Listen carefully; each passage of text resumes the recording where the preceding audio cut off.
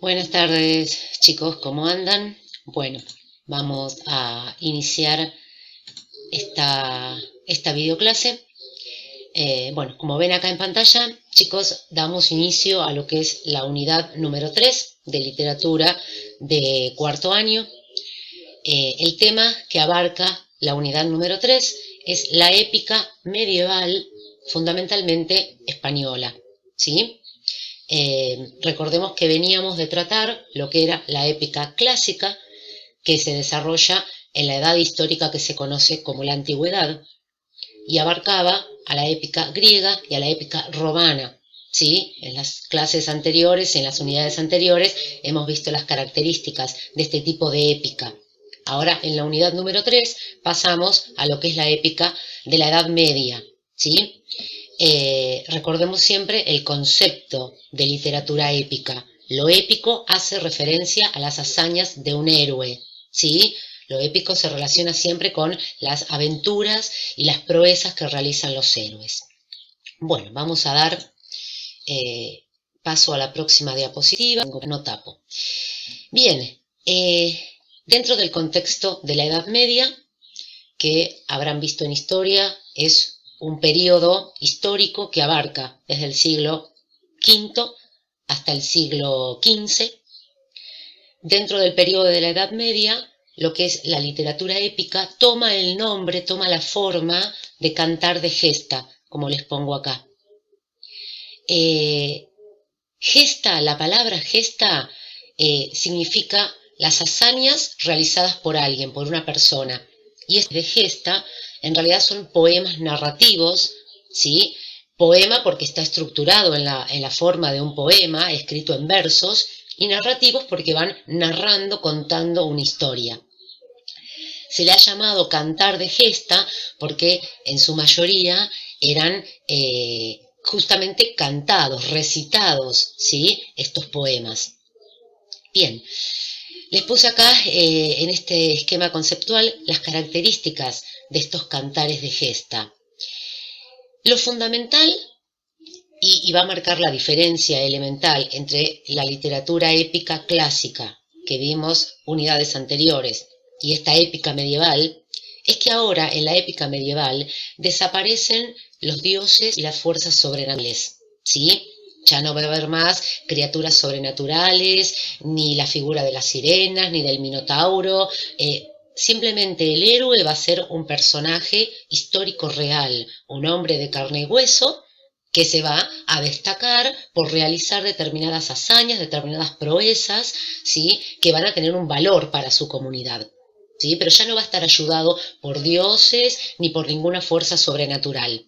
Eso marca una diferencia muy, muy importante con respecto a la épica clásica que ves, ¿sí? Otra cosa importante es esto que les marco en este recuadro. Las historias se van a desarrollar en ambientes reconocibles y cotidianos, ¿sí? Para los destinatarios. Por otro lado, estamos, recuerden, en el contexto de la Edad Media. Media es un periodo de la historia en donde la sociedad está muy estratificada. Tenemos por un lado el clero, por otro lado la nobleza, los señores feudales y por otro pueblo campesino, ¿sí? El pueblo en general. Sacando lo que son los estratos sociales más altos, como ser el clero y algunos nobles, la mayoría de la población era analfabeta, desde luego, por la época. Entonces, acá viene la característica de ser anónimos, ¿sí? Estos cantes de gesta, estos poemas que me contaban historias, no tenían un autor definido, ¿sí? Eran anónimos, y esta cuestión, eran de transmisión oral, ¿sí? Dado que la mayoría de la población era una población analfabeta, se desarrollaban de manera oral, se iban recitando, cantando estos poemas, y pasaban de generación en generación. Esta es una de las características que hace que con el tiempo tengamos diferentes versiones, ¿sí? Porque al pasar de generación en generación, de manera oral, de manera hablada, narrada, contada, se le van cambiando detalles, sacándole otras, y por eso tenemos diferentes versiones. Y acá viene un punto muy importante. Estos cantares de gesta estaban difundidos por los juglares. La figura del juglar, el juglar es un artista ambulante, ¿sí? Estas personas, estos artistas, iban de pueblo en pueblo y se ganaban la vida justamente cantando estos poemas, estos cantares de gesta. Lo hacían en las plazas, lo hacían en las ferias de cada pueblo y se los llegaba a contratar y cantaban en la corte o en los palacios de los reyes y de los nobles, ¿sí? Siempre cuando se la mezclaba con el pueblo, en una plaza, en una feria. Y se dedicaban precisamente a esto, a recolectar. Obviamente pensemos todo de manera oral, ¿sí? De generación en generación y de manera de recolectar estas ideas de diferentes y transmitirlas y cantarlas acompañadas de algún instrumento. Pero estos cantares de gesta eran difundidos a través de los juglares, importante en la Edad Media. Tratemos de pensar el contexto y en realidad el grupo de juglares a un pueblo plaza a escuchar sus historias y en realidad, y acá viene el otro recuadro que les hago, los cantares de gesta no solo servían para entretener a la población, ¿sí? Sino que además tenían la función de dar a conocer sucesos históricos del pasado cercano de esa comunidad y que tenían importancia para esa comunidad, ¿sí? Por eso digo que la figura del juglar era muy importante porque al recitar estos poemas contaba una historia, pero la gente sabía que no era una historia del todo inventada, sino que había cuestiones históricos reales de un pasado cercano. Entonces también era una manera como de informar a la población de los acontecimientos históricos que iban pasando, ¿sí? Por eso acá les puse que la función era dar a conocer sucesos históricos, ¿sí? Reales. Además, obviamente, se le agregaban cuestiones ficticias como para enriquecer el relato. Bien, por último, para terminar con esta plaquita, en España el cantar de gesta central, fundamental, es el cantar del Mío Cid, que es el que vamos a trabajar en esta unidad número 3. Y después, según los demás países, tenemos obviamente otros cantares de gesta, porque este género del cantar de gesta no es exclusivo de España, sino que se da en diferentes países, siempre dentro de la Edad Media. Y así tenemos a Beowulf en Inglaterra, el cantar de Roland en Francia, que también vamos a trabajar un fragmento, y el cantar de Igor en Rusia. Bien, este sería el panorama general de las características del cantar de gesta. Vamos a ver si pasamos a la próxima placa. Yo me vuelvo... Ahí estamos. Bueno, y acá entramos con lo que es la obra literaria en sí, hito de la literatura española, que es el cantar del Mío Cid, ¿sí? Es un como lo explicamos anteriormente, esta es las hazañas de una persona, y cantar porque es un poema escrito en versos que me narra una historia, es un poema narrativo que un día en forma de canto, ¿sí? Recitándolo. Entonces, el cantar del Mío Cid es un cantar de gesta, ¿sí? De origen español, es anónimo, se cree, en el siglo XII. Bueno, el argumento lo tienen un poco más desarrollado en lo que es el trabajo que subí al Classroom. Sin embargo, básicamente las hazañas y las proezas que realiza Rodrigo Díaz de Vivar, quien es apodado el Cid Campeador. Este personaje fue expulsado del reino de Castilla, acusado injustamente de ser infiel a su rey, ¿sí? Y de robarle a su rey. Entonces el rey lo condena con el destierro, echándolo de Castilla.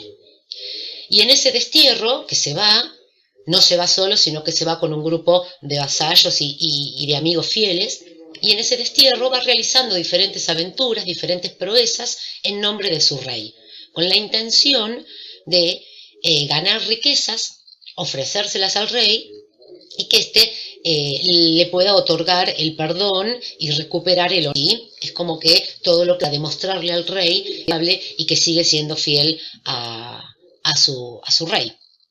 Ahora bien, más allá de la tiene, como bien digo, los cantares de gestas tienen siempre cuestiones ficticias, es una mezcla con hechos históricos reales. Entonces, si bien el cantar del Mío Cid tiene agregados ficticios, sucesos que realmente ocurrieron y a detallar, acá donde estoy con el cursor. Rodrigo Díaz de Vivar, que es el Cid Campeador, y el rey Alfonso VI fueron personajes que existieron, no son personajes inventados, realmente en la historia de España existieron. Y a su vez Rodrigo Díaz de Vivar realmente era apodado el Cid Campeador y realmente era un vasallo del rey Alfonso VI. Ahí tenemos dos personajes que realmente existieron. Por otro lado, a lo largo del poema se hace alusión a la conquista de tierras que estaban en posesión de los moros. Bueno, en el contexto de la Edad Media y posteriormente también los moros, ¿sí?, refiere a todos los musulmanes, ¿sí?, a todos los que no pertenecían a la religión católica, que en general estaban en las costas. Habrán escuchado en algún momento esa famosa frase, no hay moros en la costa. Bueno, se refería a eso, a que los moros trataban de avanzar sobre Europa desde el sur, desde África, y tomaron, de hecho, muchas tierras de España.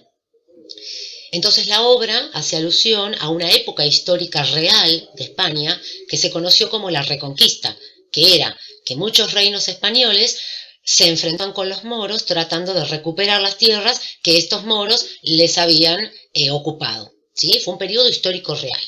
Por otro lado, el tema que el rey expulse de Castilla al mío Cid también es un hecho real. Y en la obra hay un episodio sobre la toma de Valencia, de la ciudad. Esta toma, este recupero de la ciudad de Valencia, la expulsión de los moros de esta ciudad de Valencia, es que el mío Cid recupera el honor y logra el perdón de su rey. Y recupera sus riquezas y el honor de él y de su familia. Bueno, este hecho también es un hecho histórico real. ¿Sí? ¿Qué quiero demostrar con esto? Que los cantares de gesta combinan hechos ficticios, hechos inventados, imaginarios, con hechos reales, históricos, ¿sí? Y por eso insisto en esto, que los cantares, los cuales eran difundidos por estos personajes que se llamaban juglares, estos artistas ambulantes, la función que tenían no era solamente entretener, no era solamente para pasar el rato, sino que tenían un peso dentro de la comunidad, porque implicaba hacer conocer a la comunidad sucesos históricos reales y resaltar de personajes históricos reales, como será el caso del Cid Campeador. Bueno, por último, pasamos a la próxima plaquita. Me voy a ubicar por acá como para no tapar nada de la pantalla. Bueno, otro de los temas que nos toca abordar en esta unidad número 3 es el tema de los romances, ¿sí? Porque dentro de la Edad Media, particularmente en lo que es España, se dan estos dos tipos de literatura. Por un lado, el cantar de gesta a través de los juglares. En paralelo, y esto no lo vamos a tocar en la clase, menciono así como un detalle, en paralelo a lo que es la literatura transmitida por los juglares, está un tipo de literatura que se llamó mester de clerecía, que en realidad eran todos escritos de carácter religioso, ¿sí?, que se escribían en los monasterios, ¿sí? Y luego de este auge del cantar de gesta, viene otro tipo de literatura que son los romances, que por eso les armé este esquema conceptual. El romance es un determinado tipo de poema, y el conjunto de varios romances, de varios poemas, se le llama romancero. ¿Sí? Habrán escuchado hablar en algún momento del romancero español. Bueno, es el conjunto de romances, es decir, el conjunto de este tipo de poema de teatro. ¿Qué pasa con estos romances? Hacia mediados del siglo XIV, el tema del cantar de gesta, el tema de los juglares y todo esto es como que pierde auge. ¿Sí? La sociedad deja de interesarse en estas historias y le da paso a este nuevo tipo de literatura que son los romances. ¿Qué características tienen? En primer lugar, son breves si los comparamos con el cantar de gesta. Cantares de gesta eran poemas narrativos súper largos, súper extensos. Los romances Si bien quizás les parezca largo, en realidad son breves si los comparamos con el cantar de gesta, ¿sí? Por otro lado, tienen rima. Bueno, continuamos en donde habíamos dejado. Estábamos en las características de los romances. Habíamos dicho que eran breves si los comparábamos con los cantares de gesta. Tenían, acá les pongo en el recuadro, rima asonante en los versos pares. Esto tiene que ver con los tipos de rima. Y versos octosílabos. Esto tiene que ver si contamos las sílabas de cada verso. No es para estudiar en profundidad, pero acá les puse más o menos básico lo que serían los dos tipos de rima. Tenemos por un lado la rima consonante, en donde coinciden tanto vocales como consonantes. Acá les puse el ejemplo: camino y destino. Me están coincidiendo la I, la N y la O en las dos palabras, tanto vocales como consonantes. Y después tenemos el otro tipo de rima, que es la rima asonante, en donde coinciden solamente las vocales. Por ejemplo, en las palabras primavera y rueda.